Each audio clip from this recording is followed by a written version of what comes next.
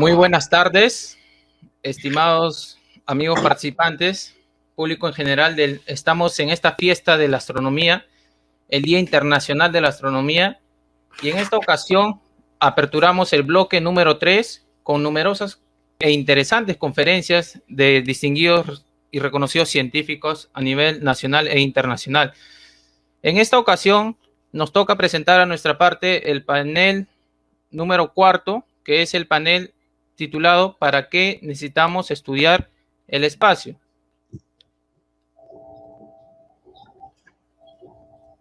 En esta ocasión nos va a acompañar el doctor Jorge Herod, ¿no? Quien es investigador, docente principal y también es director del Instituto de Radioastronomía de la Pontificia Universidad Católica del Perú, y tiene a su cargo, maneja 3 áreas principales de investigación, como es la astrofísica, la radioastronomía, la ciencia de la tecnología sólida y el espacio circunterrestre mediante satélites artificiales.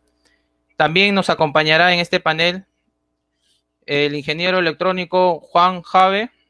Él es, como lo dije, ingeniero electrónico con máster en ingeniería energética, es estudiante de doctorado de ingeniería en el área de radiociencia y también pertenece al Instituto de Radioastronomía Exploración Espacial.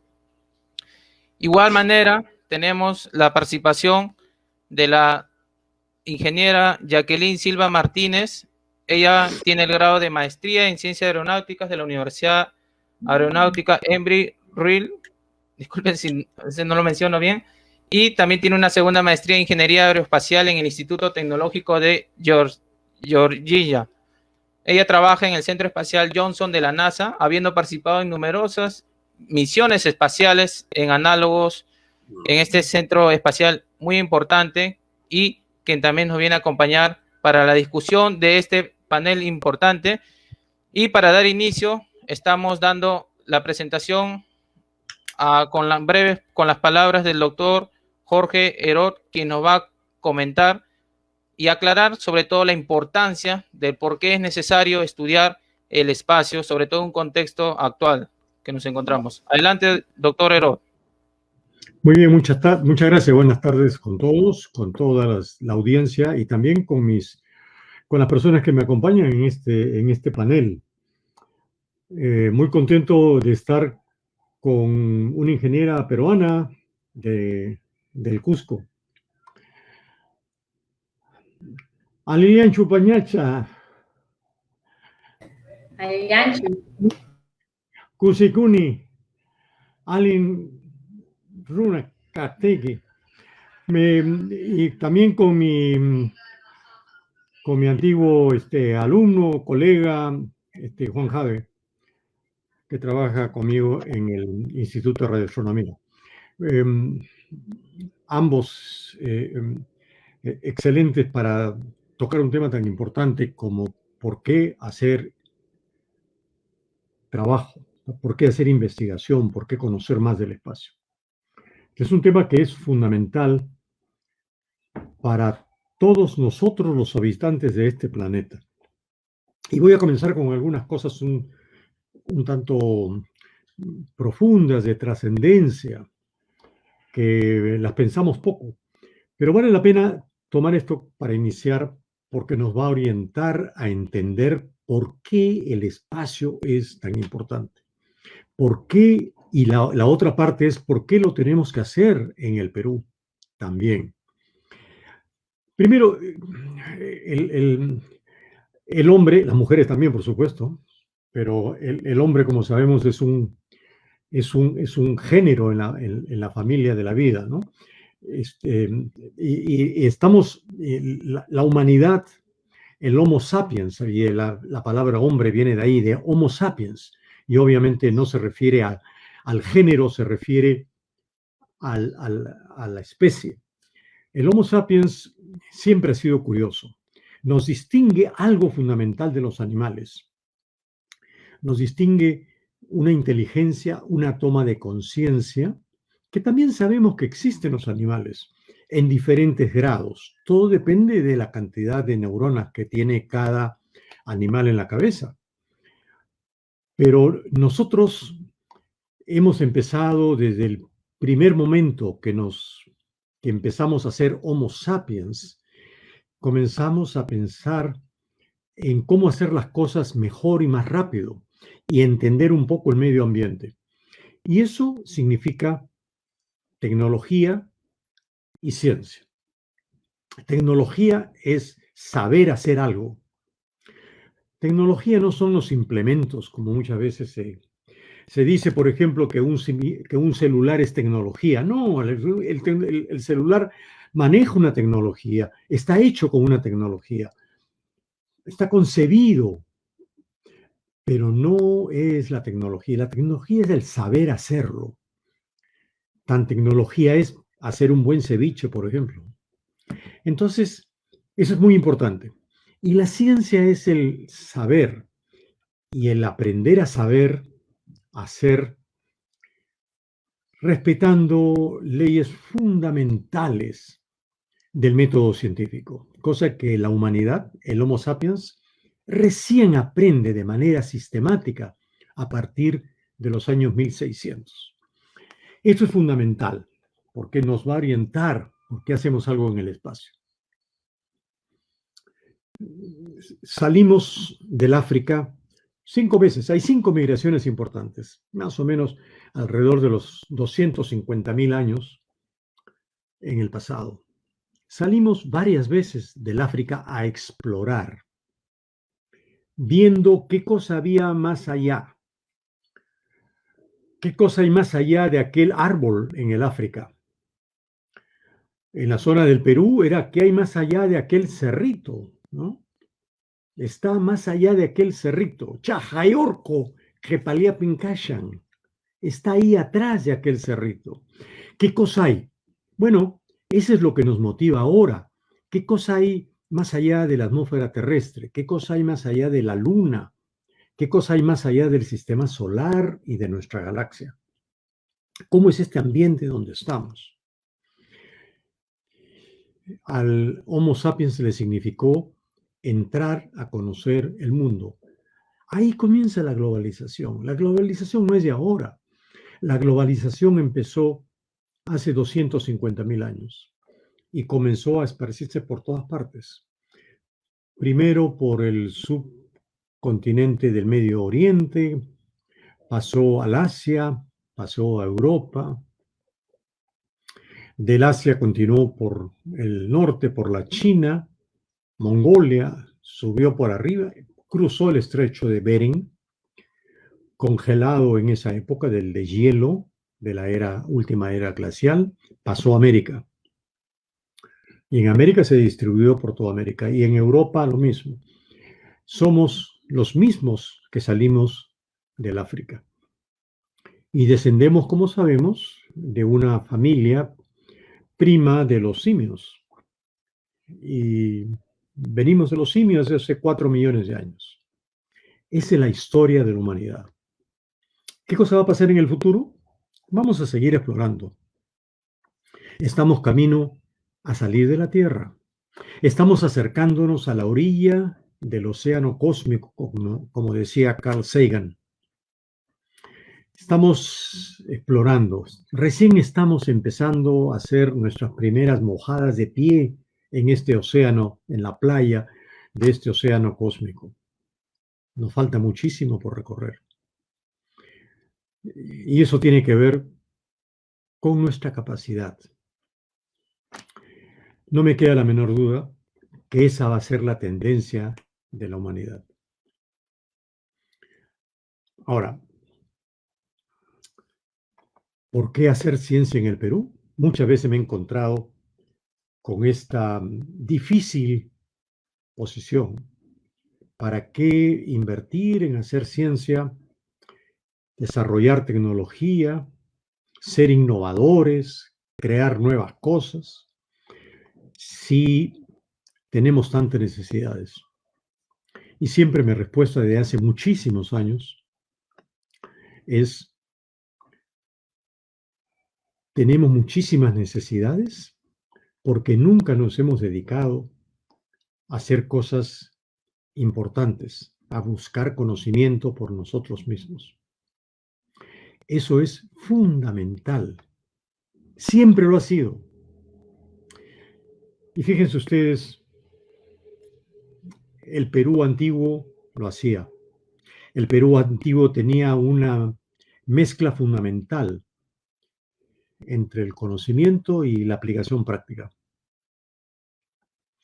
Nosotros, al tratar de buscar señales que nos indiquen el advenimiento de los sismos hemos descubierto que nos toca una campanita. Esta campanita son ondas electromagnéticas, ondas de radio, que nos avisan que va a haber un sismo.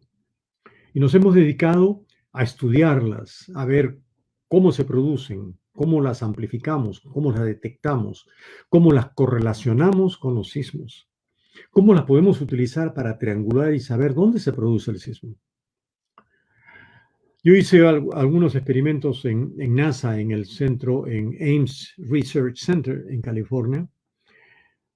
Estaba muy vinculado ahí, muchos profesores míos trabajaban en Ames cuando yo estudiaba mi doctorado en Stanford, que queda pues a 10 minutos o 15 minutos de Ames Research Center. Últimamente hemos ido ahí a hacer unos experimentos utilizando algunos equipos que tienen ahí para conocer mejor lo que estamos haciendo. Hemos descubierto que se producen luces en los sismos, luces como se produjeron en el Cusco, 1540. Apenas acababan de llegar los españoles, como se produjeron 3 semanas antes del gran sismo de Lima en 1546. Esas luces son provenientes de cargas eléctricas que salen de la Tierra, que impactan sobre moléculas de nitrógeno y oxígeno y que producen ruptura dieléctrica y por lo tanto luminiscencia. Luminiscencia se produce también por acción del viento solar, partículas cargadas que entran a la atmósfera por los polos, no pueden entrar directamente por la magnetosfera o no con las energías que tienen, pero se las ingenian para pasar por los polos y entran al sistema de la magnetosfera. Y tenemos los anillos de Van Allen y tenemos muchas otras formas, manifestaciones de energía. Y cuando llegan a la atmósfera baja, cuando llegan ya a los 80 kilómetros, 70 kilómetros de altura, esas partículas impactan también sobre las partículas que hay, que son esencialmente hidrógeno, helio y algo de nitrógeno en la atmósfera alta, y producen también auroras. Las auroras boreales no son más que luces parecidas a las que nosotros detectamos. Bueno, todo eso significa investigación, significa ciencia en el espacio cercano a la Tierra, pero también en el espacio debajo de la Tierra, que es la Tierra sólida. ¿Motivados por qué? Motivados porque tenemos métodos de radioastronomía, porque nos hemos dedicado a la astrofísica desde hace muchísimo tiempo. Entonces, los métodos que utilizamos en astrofísica y en la parte experimental de radioastronomía son muy parecidos, son la misma cosa, son las validaciones. Estamos haciendo las mismas validaciones que utiliza LIGO, el par de interferómetros ópticos que están en el estado de Washington y en Luisiana detectando ondas gravitatorias.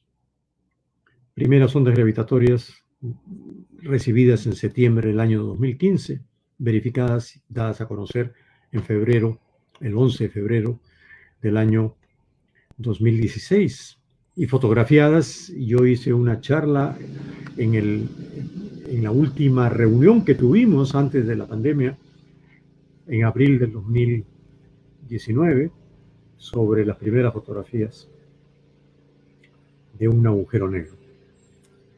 Todo esto es investigación en el espacio, pero las mismas técnicas que se utilizan para validar las cosas del interferómetro óptico de LIGO son las mismas que utilizamos nosotros para validar las observaciones de nuestros sismos. Y utilizando técnicas de radioastronomía conceptos astrofísicos, es que nos hemos aproximado bastante. La investigación es entonces fundamental. Les estoy dando algunos ejemplos de lo que yo he hecho porque creo que es importante que, sobre todo, las personas que les está interesando dedicarse a la astronomía, a la astrofísica, al espacio, a vuelos espaciales, se preguntan siempre cómo seré yo trabajando, ¿no? ¿Qué cosa es lo que voy a hacer como científico? ¿Cuál es mi trabajo? Entonces, creo que alguna de las cosas por las que ya hemos pasado es contarles algo de lo que hemos hecho. Otra experiencia interesantísima que es casi desconocida, he escrito algunas cosas, pero es casi desconocida, es la manera como estuve presente el día que se descubrió la primera estrella de neutrones, la primera pulsar. Mi consejero académico, un astrofísico, el doctor Ron Bracewell, era muy amigo de un profesor de la Universidad de Cambridge, el profesor Hewitt, que tenía varios proyectos en el área de astrofísica. Una de ellas le interesaba, igual que a mi profesor, la posibilidad de vida en el universo. Y por lo tanto, una de las formas de ver el problema de vida en el universo es a través de lo pequeño o lo grande.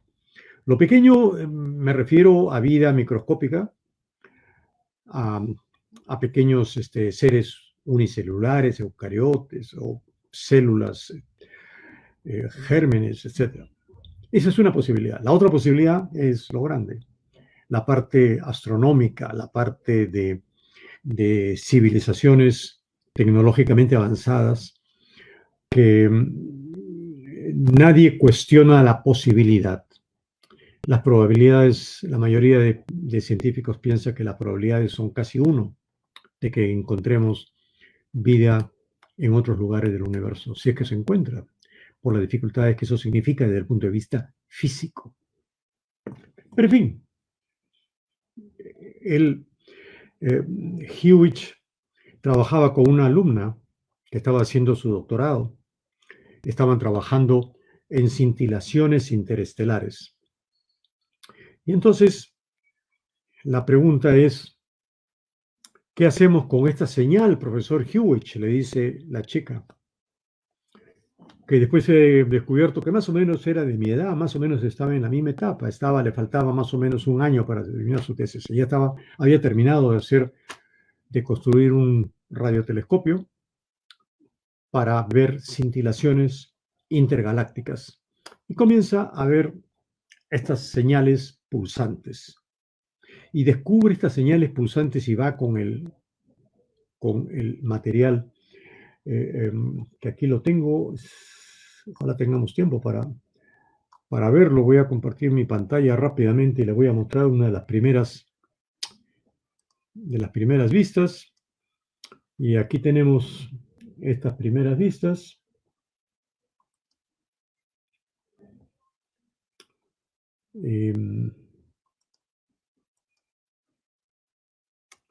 No sé si las pueden ver ahí.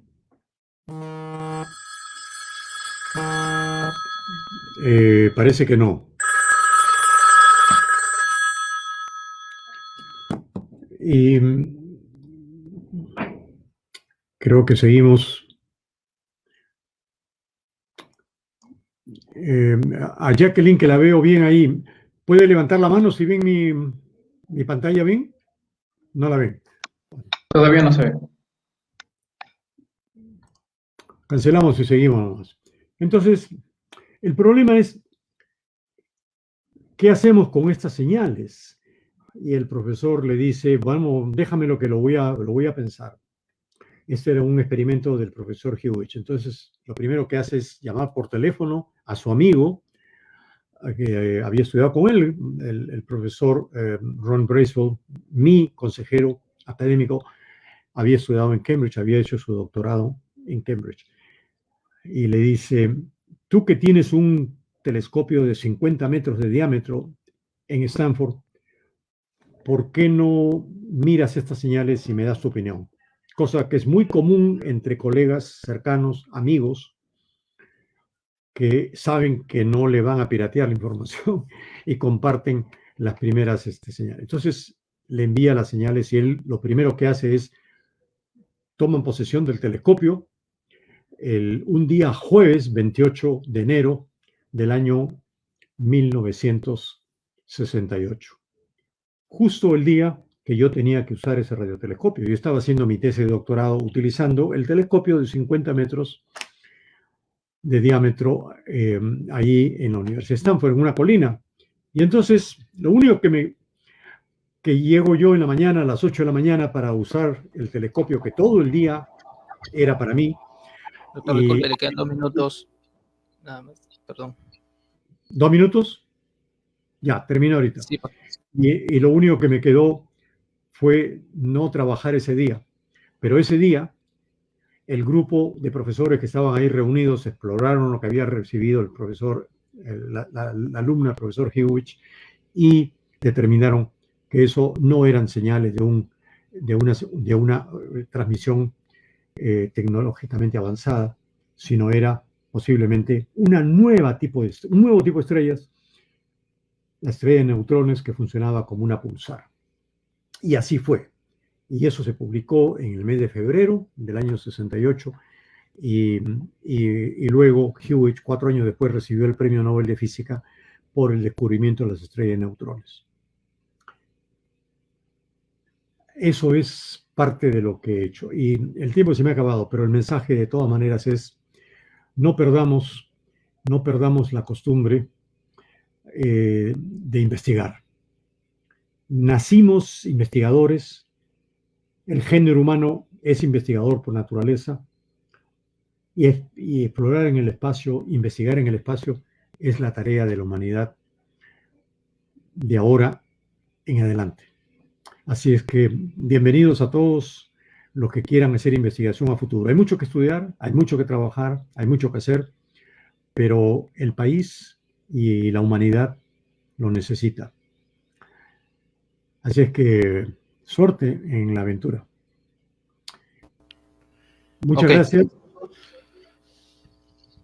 Ok, muchas gracias, doctor Jorge Herrott, por su disertación espectacular. Bien, a continuación tenemos la participación del ingeniero electrónico Juan Jave. No sin antes, quisiera recalcarle e invitarle al público que está viendo este programa que por favor formulen sus preguntas para poder enriquecer y nutrir el debate. ¿Sí? Pueden comentar ahí sus preguntas aquí a nuestros panelistas. Adelante, Juan Jave. ¿Qué tal? ¿Qué tal? Te saludo, muchas gracias por darme el pase. Un saludo también, obviamente, al doctor Jorge Herrott, a la ingeniera Jacqueline. Un placer compartir con ustedes. Bueno, a mí me sorprende un poco la pregunta en realidad, porque la pregunta es ¿para qué necesitamos? ¿No? Creo que nace eso de una premisa que es ya asumida, que es ¿por qué? ¿Por qué es importante estudiar el espacio? Después del por qué es importante, obviamente cae automáticamente la pregunta es ¿para qué necesitamos? La necesidad nace de la importancia. Entonces, una vez que determinamos que estudiar el espacio es importante, podemos saber qué cosa o qué beneficios le sacamos al estudiar el espacio. Estudiar el espacio, en general, como especie, es el paso siguiente de la exploración, como bien lo mencionaba el doctor, bueno, de la capacidad humana de exploración, ¿no? El mismo hecho de que recurramos a todo el avance exploratorio del ser humano para conquistar ciertas zonas o sociedades, permitían que conozcamos más, ¿no? De mejorar el conocimiento. Entonces, la exploración ayuda a mejorar directamente el conocimiento, una relación directa. Consecuentemente, si queremos seguir mejorando nuestro conocimiento, necesitamos explorar. Y ahora, dado que técnicamente la Tierra está prácticamente explorada, tenemos que seguir explorando otras zonas, océanos, lugares no explorados aún, queda el siguiente paso lógico de exploración mayor, que es ir al espacio. Entonces, si vamos a la lógica, explorar el espacio ayudaría, como toda la historia humana, a mejorar nuestro conocimiento. Entonces, ¿para qué necesitamos? Es para mejorar nuestro conocimiento. ¿Y qué hacemos explorando el espacio? El espacio es un lugar obviamente vasto, ¿no? Las palabras de Sagan en eso son absolutamente descriptivas, el vasto océano cósmico, y ya tenemos el primer paso, hemos ido a la Luna en el año 69, desde el año 69, a nivel de personas, estamos viendo obviamente, ya se empezó la carrera espacial desde el inicio de los 60, sin embargo, no queda ahí, ¿no? La Luna es ni siquiera la orilla, es muy, muy cerca de la Tierra. Tenemos la suerte, en realidad, de la Tierra de tener un satélite natural tan cercano. Pero aún así, la Luna ya no es, hoy por hoy, tecnológicamente inalcanzable. Esperando, obviamente, el proyecto de la Estación Espacial Gateway y Artemisa. Todo esto, obviamente, en el entorno de la exploración humana, ¿no? Porque tenemos también la necesidad de estudiar o la exploración no humana o robótica, ¿no? En ese aspecto sí estamos un poquito más avanzados en distancia. Consecuentemente, no se ha vuelto a la Luna desde el año 71, desde el Apolo 17, y no se ha salido de la órbita baja desde esa época, ¿no? La humanidad se dedicó a otros tipos de exploración, ¿no? A ver cómo relaciona el cuerpo, cómo reacciona el cuerpo a estancias prolongadas en el espacio. Para eso salieron las estaciones espaciales internacionales, las estaciones espaciales, vamos en orden, ¿no? En donde tanto la NASA como su Skylab, como las estaciones rusas, por ejemplo, de todas las estaciones Salyut que salieron de la Unión Soviética hasta su pináculo en la estación Mir, que pasó a ser de la Unión Soviética rusa cuando cayó, obviamente, el comunismo en inicios de los 90. Entonces, estamos hablando de que lo que se buscó es el entrenamiento del ser humano para explorar o estudiar el espacio en largos periodos de tiempo. Porque se notó y sale y se resalta que es evidente que explorar el espacio no es rápido, no es fácil y requiere más información y más conocimiento antes de emprender los siguientes pasos lógicos de exploración. Ya fuimos a la Luna, la idea ahora es volver a la Luna, tratar de hacer una colonia o una estación permanente en la Luna, proyectos que se verán más adelante con la estación Artemisa en el polo sur lunar, y lo siguiente obviamente son los planetas más cercanos a la Tierra, ¿no? Estamos hablando de Marte y Venus. Venus también se puede ir, también se puede explorar, no estoy hablando de su superficie, sino obviamente de la atmósfera superior. Sería formidable una exploración humana en dirigibles, me lo imagino, a los 50 kilómetros de altura en Venus, con unas condiciones formidables de 30 grados de altura, de 30 grados centígrados, casi una atmósfera de presión, prácticamente es como estar en un día caluroso en la Tierra. Pero para llegar a eso se necesita primero explorar el comportamiento humano en el espacio. Ya ha habido, como mencioné, las estaciones espaciales, tanto rusas como americanas. Sin embargo, tenemos ahora un nuevo actor, ¿no?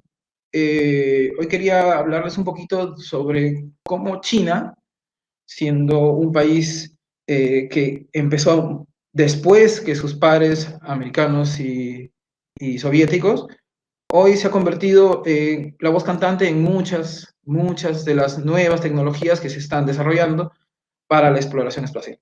Entonces, tengo una pequeña presentación, no me voy a demorar, en donde voy a hablar de la Estación Espacial China. Un momento.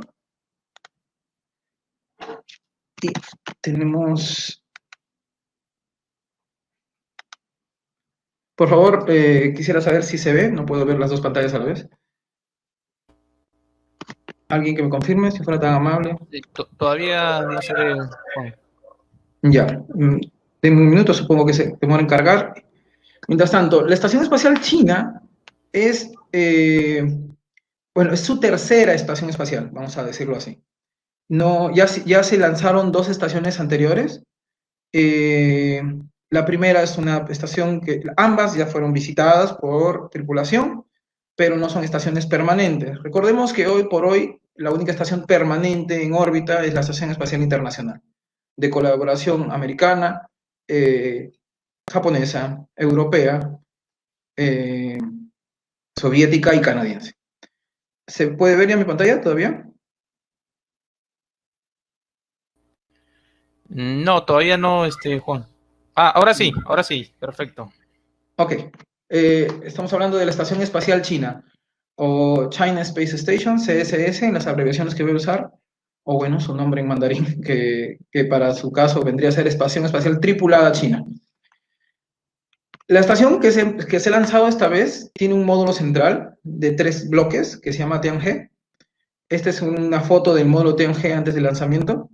El nódulo frontal tiene 4 puertos de arranque, de atraque, mejor dicho, y una esclusa para paseos espaciales. Estas escalerillas sirven justamente para los paseos espaciales.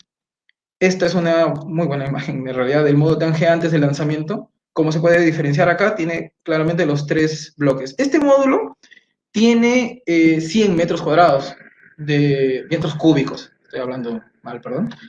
A diferencia de las anteriores, que no llegaban ni a 15 metros cúbicos. Entonces estamos hablando de una estación mucho más grande. En realidad, esta vendría a ser una nave propia, un sistema propio de lanzamiento. Es una nave en todo su sentido de la palabra, no solo una estación, tiene su propia propulsión. Incluso en el lanzamiento gastó bastante de su combustible en llegar a la órbita. Fue famoso el lanzamiento de esta nave más que por la estación, por el problema que hubo con la etapa del lanzador CZ-5B, que es el cohete que lo lanzó, y que en primera etapa, la primera etapa entró de forma descontrolada, lo cual llamó mucho a la prensa internacional, ¿no?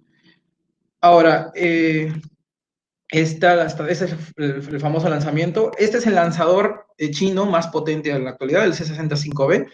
Es el 6º lanzamiento, si mal no recuerdo. La estación tiene un peso de 22 toneladas. Es muy, muy grande. Entonces, esta es la primera etapa de 3 etapas posteriores. O sea, van a ser 3 etapas, faltan 2, que vendrían a llegar a la órbita en mediados del próximo año. La estación culminada en su primera etapa constará de 66 toneladas. Esta, la Tianhe, esta es una recreación obviamente, tiene una órbita inicial de 280 por 380 kilómetros a 41 grados de inclinación. ¿Qué dice esto? Significa que no hay, vamos a verlo así, no hay como los cohetes o los lanzadores americanos o rusos se integren a esta estación en eventual caso, obviamente, porque no están en el plano orbital adecuado. ¿Qué pasa con esta estación? Esta estación necesita combustible para mantener la órbita y para eso necesita cargueros que le lleven carga y trasvase de combustible. Esos cargueros le vamos a llamar Tianzhou. En este caso, el primer carguero que va a llegar, que ya se lanzó, es el carguero Tianzhou. Ya llegó a la estación a mediados de mayo para el primer trasvase de combustible en preparación para la primera visita tripulada. Las naves tripuladas chinas se llaman Shenzhou. Las naves chinas, en este caso hay una recreación de 2 naves tripuladas, 2 Shenzhou tripuladas acopladas al Tianhe, ¿no? Una en el puerto frontal y otro en el puerto nadir, ¿no? Como verán, también tiene un brazo robótico, parecido al diseño del Canadarm de la Estación Espacial Internacional, o Canadarm. Acá ya vemos el primer acoplamiento del módulo Wentian.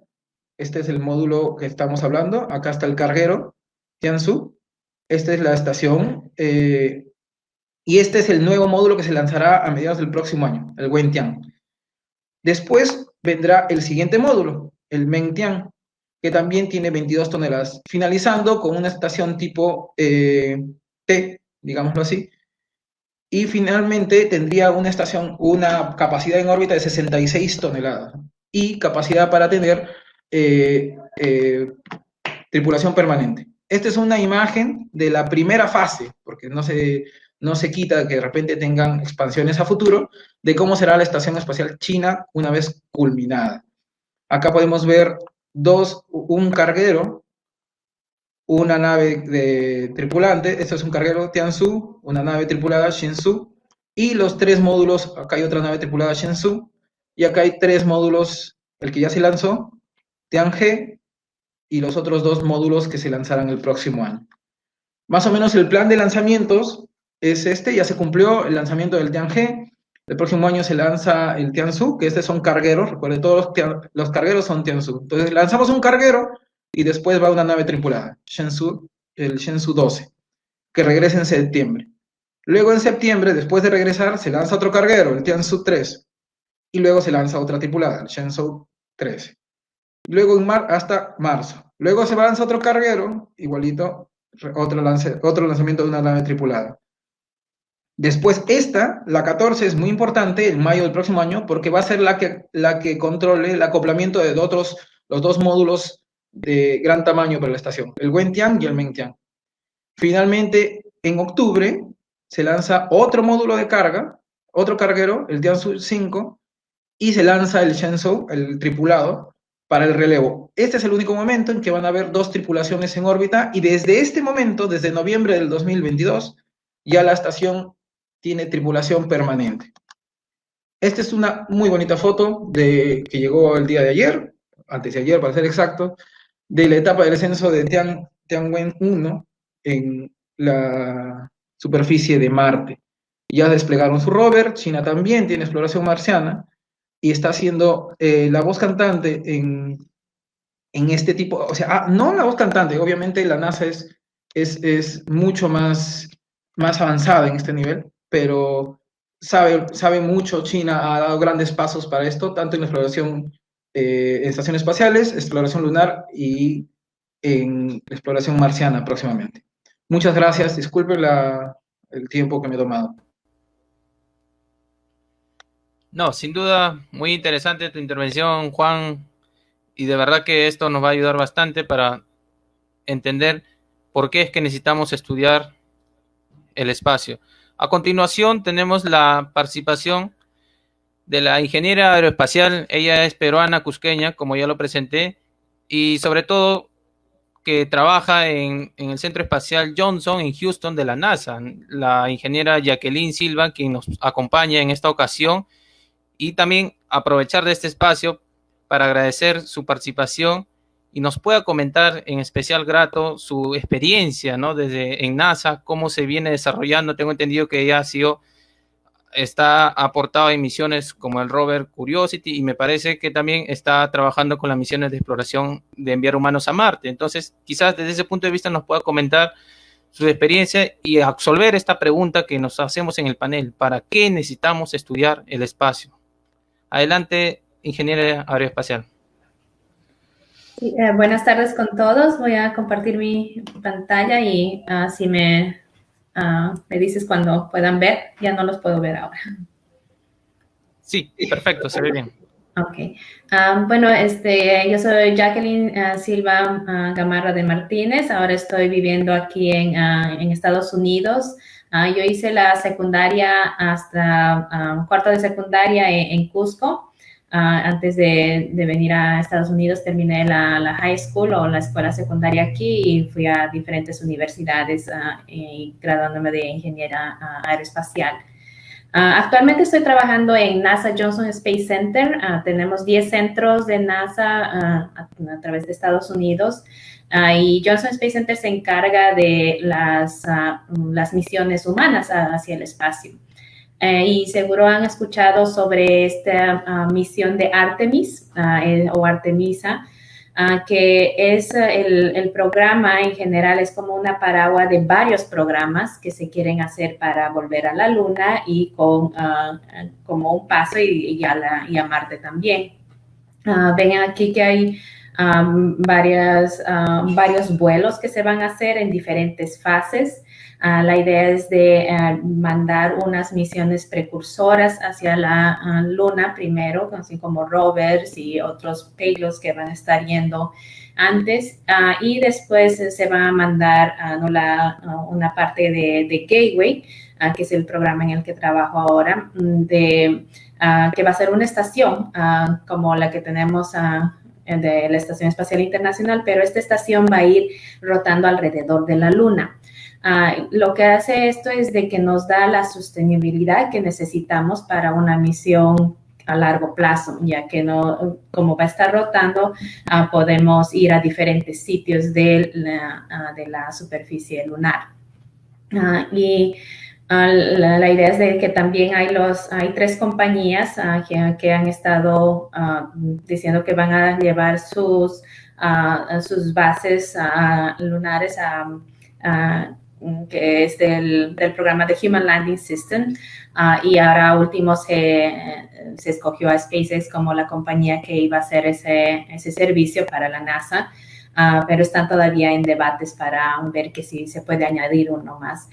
Como saben, dependemos mucho de los fondos del gobierno para poder hacer estas misiones, y a veces los programas no pueden continuar o se cancelan o algo se abren otras oportunidades de acuerdo a las administraciones de gobierno que vienen. Entonces, dependiendo de eso es lo que hacemos, pero esa es la idea de llevar parte por parte y armar esta misión que nos va a poder dejar extender más la presencia humana en la Luna, primeramente, y después con miras a ir de esta estación espacial de Gateway hacia Marte. Entonces vamos a hablar un poquito más sobre esa parte que es Gateway. Este es un módulo, varios módulos que se van a acoplar de donde estamos trabajando con socios privados, de compañías privadas, y también socios internacionales de otras agencias espaciales. Este es un esquema antiguo, va cambiando, ha habido muchos cambios en los últimos meses, cada día casi tenemos cambios que se está dando, quienes quieren integrarse al programa o quién va a lanzarse primero, quién está más listo, ¿no? A qué módulo está más listo para poder ir. Y los primeros que se tiene que ver es el Power Propulsion Element y uno de Halo, que está preparando la compañía de Northrop Grumman. Entonces, la idea es de que vayan los dos primero, y en una siguiente misión van los astronautas en la cápsula de Orion y se acoplen para que puedan estar en la estación. Si para ese momento ya tenemos lo que es el Human Landing System, que va a poder llevar de esta estación a los astronautas a la superficie lunar, entonces estarían haciendo esa transferencia, y una vez que hacen sus experimentos y sus caminatas espaciales en la Luna, regresan de nuevo a esta estación antes de volver a la Tierra.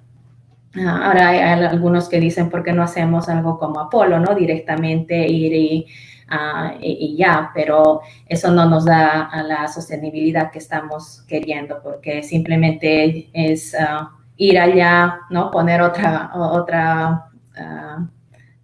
flag, otra bandera y regresar, pero con esta estación lo que podemos es ir a estudiar diferentes puntos de la Luna y en una manera continua, porque incluso si no hay humanos dentro de la estación, todavía se pueden hacer robóticamente o desde el control de misiones.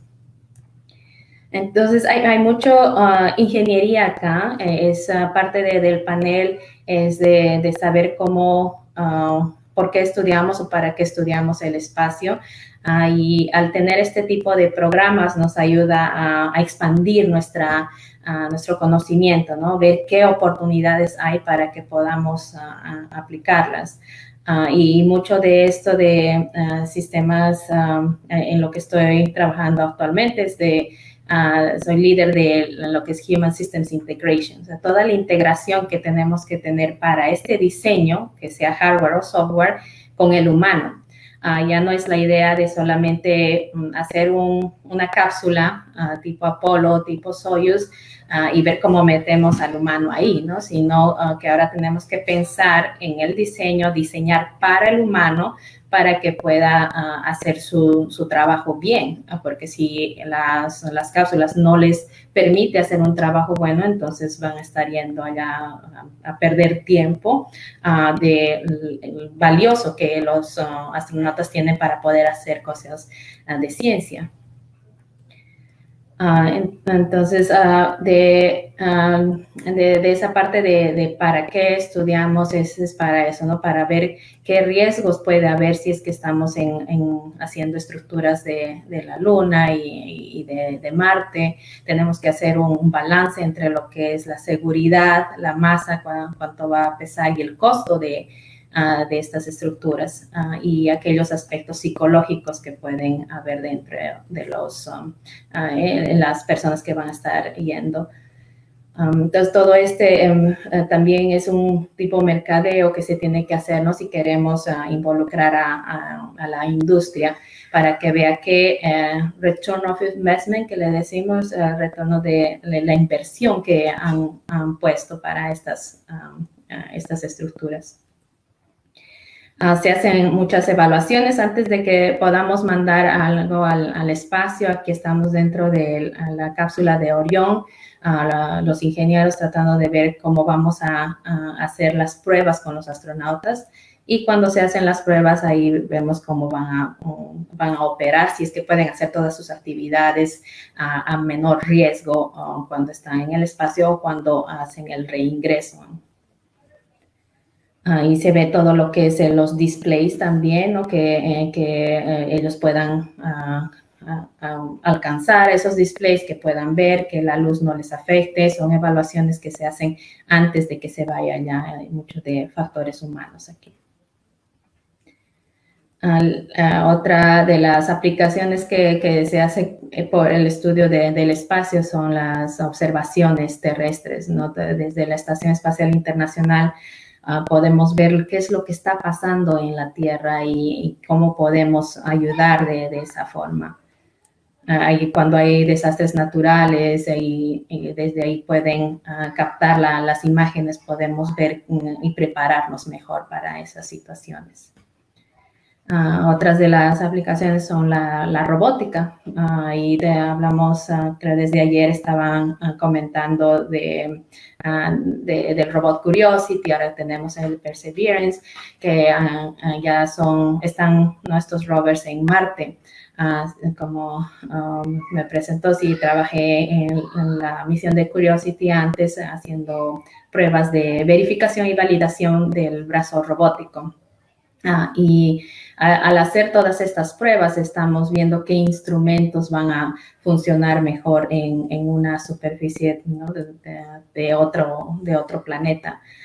Y nos ayuda a ver eso también, cómo lo podemos volver a traer a la Tierra y usar en otras aplicaciones. Siguiendo con la robótica, todos los proyectos que hacemos para el espacio, de nuevo se pueden usar acá. Ahora ya tenemos robots que nos ayudan a limpiar o que nos pueden ayudar a hacer cosas cotidianas que quizás nosotros tomábamos mucho tiempo para hacerlo. Esta es una de las facilities o un edificio donde se hace el ensamblaje de los robots. Y ahí también toda la manufactura y toda la preparación que se hace también nos ayuda a ver cómo preparamos para otro tipo de actividades, no solamente para el espacio, sino al estudiar algo para el espacio, estamos aprendiendo también algo para el día a día, para otros experimentos. Cuando mandamos los cohetes, también se ve la parte de la propulsión, ¿no? Cómo podemos mejorar esos elementos químicos que nos ayudan a llevar al espacio. Ahora tenemos incluso lo que SpaceX nos está ofreciendo con los boosters que son reusables. Todo eso tenemos que ver también la energía renovable y cómo podemos reusar todo esto y no solamente ir a hacer basura en el espacio, ¿no? Que el debris que le llamamos. y las ideas de cómo poder bajar y poner esta estructura en un país, en un planeta lejano, se ven todas esas formas que quizás en un futuro lejano, cuando hagamos algo aquí en la Tierra y no podamos llegar en persona, se va a poder usar estas aplicaciones que hemos hecho para el espacio. Los mecanismos que se hacen también, el tratar de ver cómo estos sistemas van a trabajar autónomamente en otro planeta. Este es el turret, el que recoge las muestras del suelo marciano. Y cuando lo recogen, ¿no? Hay una cuchara y hay un taladro y con eso se puede ver. Entonces, todo eso vamos experimentando y vamos haciéndolo para poder traer muestras y saber qué es lo que está pasando allá y cómo lo podemos usar también en la Tierra. En estas últimas partes de hablar más sobre la Estación Espacial Internacional, y a los otros panelistas mencionaron también. Pero aparte de la ingeniería que va acá, porque todo esto se ensambló en el espacio por más de 15 países que participan en este ensamblaje, tenemos más de 20 años personas viviendo en el espacio continuamente. Lo mejor que se puede rescatar de esto es la colaboración internacional que se tiene en un proyecto. Va más allá de tener nuestras líneas y nuestros bordes geográficos o geopolíticos que nos unen.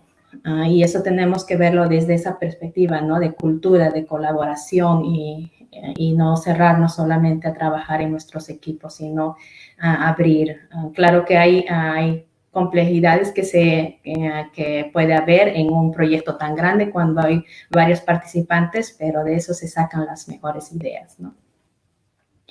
El tamaño de la estación es tipo de un tamaño de la cancha de fútbol, o más grande que eso. Y las otras aplicaciones que ganamos, ¿para qué estudiamos? ¿No? Muchos de los astronautas tienen que hacer bastante ejercicio en el espacio para que puedan mantenerse saludables. Y a través de eso hemos aprendido mucho del cuerpo humano también, ¿no? Que ahí podemos verlo como está dando tantas rotaciones, casi 16 rotaciones alrededor de la Tierra por día. Podemos analizar cómo los medicamentos, por ejemplo, van a funcionar para aquí, y cosas como hay los spin-offs que hablamos. En la medicina y la salud, que se ha visto que para la osteoporosis estas medicinas antes no habían, pero eso se tiene ahora gracias a que se hizo estudios en el espacio o para el espacio. La transportación, como el profesor dijo, en nuestro teléfono tenemos el GPS, pero es gracias a estos satélites que hemos hecho en el estudio del espacio. La seguridad pública, la información tecnológica y más productividad industrial, ¿no? Como queremos saber más de lo que hay más allá en el espacio, hacemos más... estudiamos mucho más y después podemos volver a traerlo a la Tierra para aplicaciones. Eso es lo que es el concepto de los spin-offs. Y si quieren saber más de esos beneficios, ahí está el link de spinoff.nasa.gov. La telemedicina es otro de esos avances que se hizo porque necesitábamos conversar con los astronautas desde acá, y ahora se usan los equipos para poder hacer medicina y ir a lugares remotos donde los doctores no podían llegar, ¿no? Hay algunas provincias o sitios todavía donde no tienen acceso a nuestros compatriotas de poder tener esta medicina, y ahora gracias a eso que se descubrió por querer estudiar más del espacio, tenemos acceso a que tengan la telemedicina. Si han escuchado sobre para las mamás la fórmula para los bebés, fue que hicimos estudios eso de cómo empaquetar y deshidratar la comida para los astronautas, y de ahí que sale la idea de la fórmula. Tenemos también de los trajes espaciales, que las telas y los materiales que se usan ahora para que los bebés puedan cubrirse térmicamente y estén en la temperatura que deben estar. Y hablamos sobre GPS y las cámaras de precisión. Entonces, todo eso es lo rico que aprendemos del estudio del espacio para nuestro propio uso en el día a día. Con eso termino y a seguir explorando. Gracias. Gracias a usted, ingeniera, por su brillante exposición. Y a continuación tenemos preguntas del público. En este caso nos pregunta Liz Quispe-Colca, ¿no? Ella nos dice que es egresada de geofísica y le gustaría saber qué oportunidades tenemos en el país los jóvenes, ¿no? Como joven, para involucrarnos en los distintos estudios espaciales, y también qué oportunidades tenemos los jóvenes en el extranjero, ¿no? Para justamente afianzarnos en estas carreras de aeroespacial. Tienen 2 minutos, empezando por el doctor Jorge Herod. Adelante, doctor.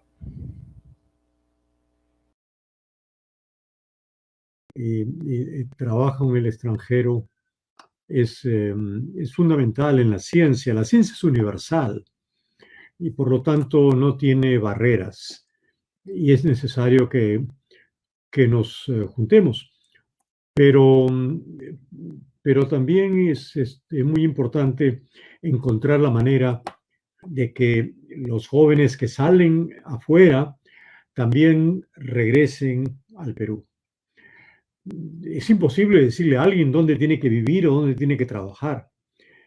Y justamente el reto consiste en establecer condiciones tales que tengamos una especie de presurización, que tengamos una especie de manera que nos traiga de vuelta a todas las personas que van afuera. Porque les ofrecemos oportunidades buenas o mejores que las que encuentran afuera.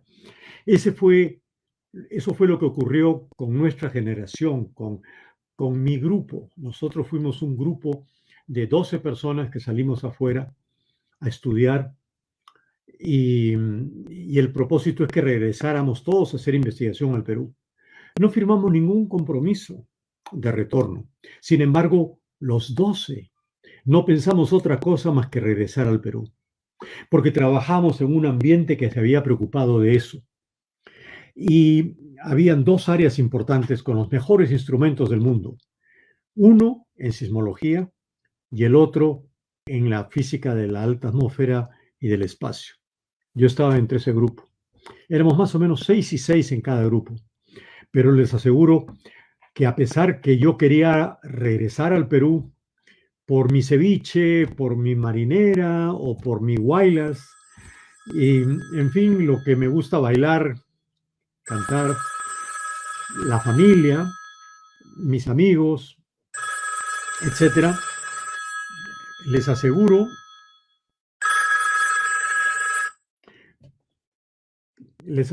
que todo es ser un buen atractivo, pero un atractivo adicional era venir a trabajar en el Perú en esos 2 observatorios que eran únicos y lo más grande del mundo. Y eso es lo que tenemos que hacer para atraer a nuestra gente de regreso también. Sí, tiempo, doctor. Juan.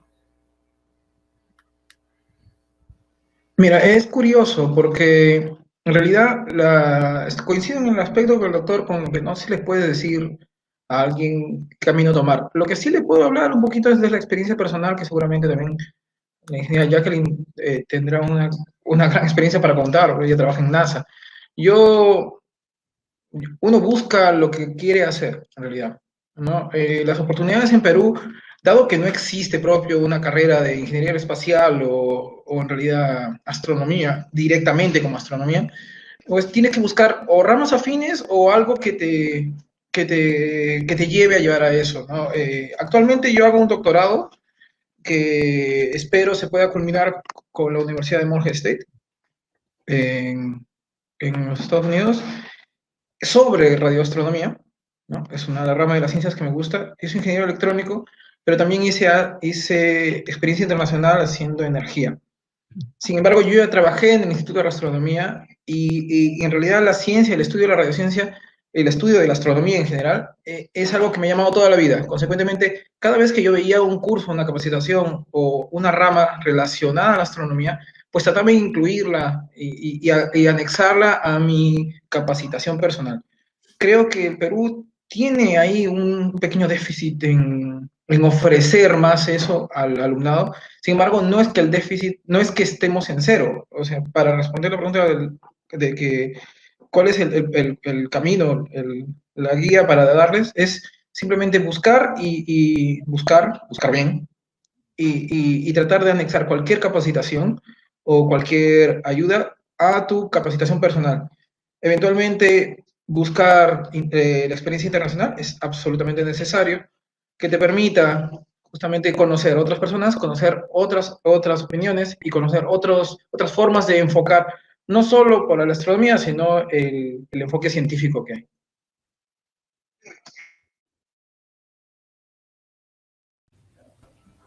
Bien, perdón.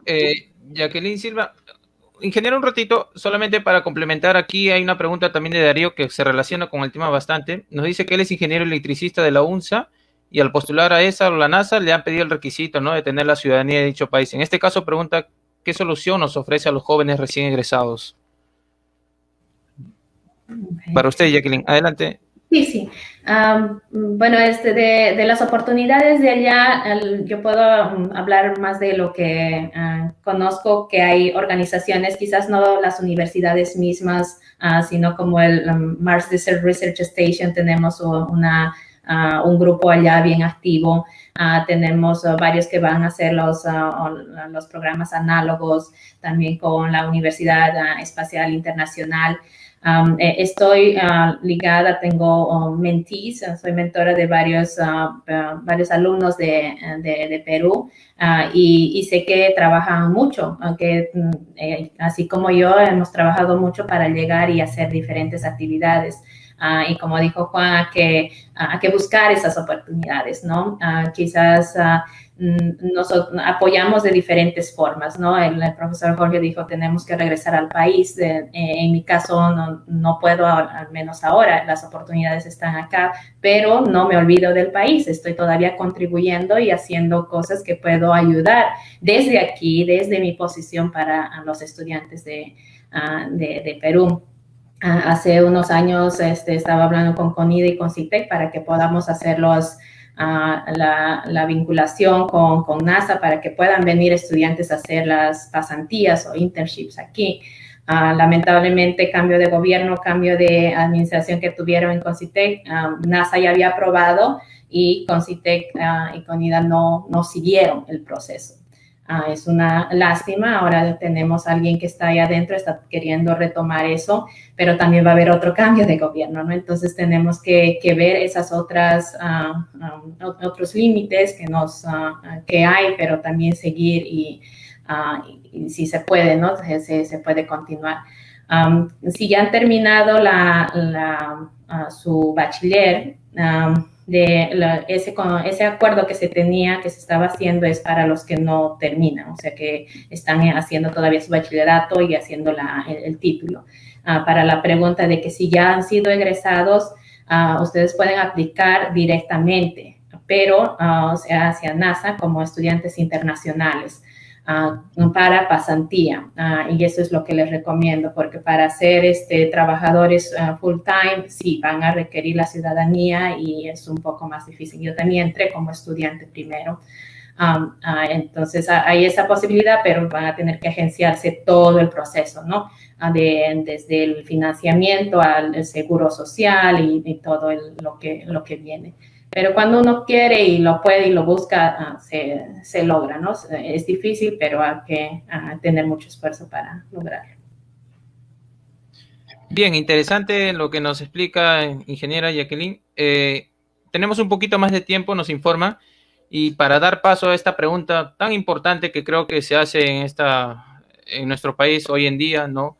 Nos pregunta Susana Linares, en el Perú, en nuestro país, ¿cuáles serían las ventajas si es que decidimos invertir en investigación y exploración espacial? De igual manera, tiene 2 minutos, empezando por el doctor Jorge Herod. Adelante, doctor. Sí, bueno, lo primero que tenemos que pensar es en nuestra ubicación geográfica y nuestra ubicación geomagnética. Eso es algo que siempre hemos hecho en el Perú y eso nos da una posición. Por ejemplo, estar en el hemisferio sur tiene una cierta ventaja porque tenemos acceso a un cielo distinto, no muy distinto, pero en cierta parte distinto al hemisferio norte, ¿no? Entonces, hay mucha necesidad. El descubrimiento de las estrellas cefeidas que dieron origen a la forma de medir distancias en el universo se hizo gracias a que se puso un observatorio en Arequipa, en Carmen Alto, y ese observatorio estaba ahí justamente para estudiar la nube pequeña de Magallanes, una pequeña galaxia satélite de nuestra Vía Láctea, y que era mejor observable todo el tiempo desde el hemisferio sur, que en vez de los telescopios que estaban muy al norte, que no podían ver la nube pequeña de Magallanes. Así que, por ejemplo, eso ahí tenemos unas ventajas, que existen ventajas comparativas. Pero en general lo que tenemos que pensar es que